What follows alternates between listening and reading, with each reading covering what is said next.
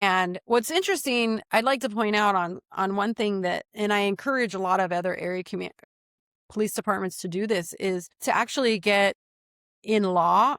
We have an NRS, Nevada Revised Statute, that says that by law, peer support, like if you told me something, let's say I'm your peer support, you picked me and you confided in me, that whatever, anything, you hate your wife, went outside of telling me you wanted to actually commit suicide, I can't tell anybody anything. So there's a confidentiality that's actually in Nevada law that says that peer to peer, in that peer support role, I can't convey. I can't go tell your supervisor, oh, he's having a really hard time because his wife's left him. He's financially in debt to 1 million people and $1 million or whatever. I can't tell them that. I can't even tell them that you wanted to kill yourself. So if you wanted to commit suicide, I have an obligation to support you in that, like I'll literally pick you up and take you to the hospital that we had that was in conjunction with our peer support. They knew what we were doing. It's actually a first responder unit.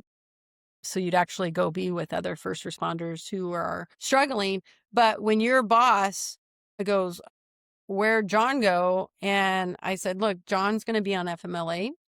So just carry him as such, and we'll be in touch with you when the next part of this process will happen. That's all I have to tell him. Your boss. That's all. Like, I don't have to tell him you wanted to kill yourself and you're having your marital problems and you're doing all this stuff. I don't tell them anything. I just tell your administration what they're going to do. And so what does that do to a cop that goes, oh my gosh, I can be vulnerable and explain that I'm having some problems? Because I know it's not going to affect my job, get me fired. They can't remove me out of a unit. There's no stigma that's going to go to that. You can go back and tell them all you want. All you do is you go back to work. They can't ask. They can try to ask you about it. You don't have to tell them shit about what happened. And I am obligated not to say anything. So what that does is create vulnerability. It creates a trust in the department that you can do the job, especially in undercover or SWAT.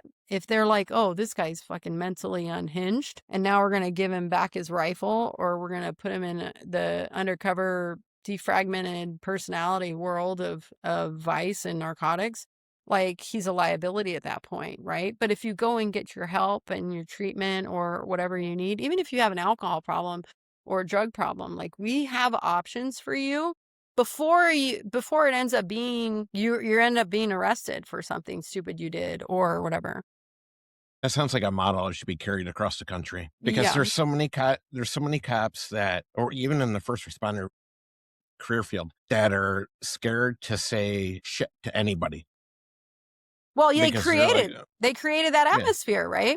yeah, Because yeah, back in the day, like, when I got on in 2000, but before that, they're like, you're a pussy if you say you're struggling with this dead baby call, or you're a pussy that you had to shoot somebody and now you're having problems with it. Like, you need to man up. And this happens in the military too, right? The yes. military is very parallel to what we're doing here in America.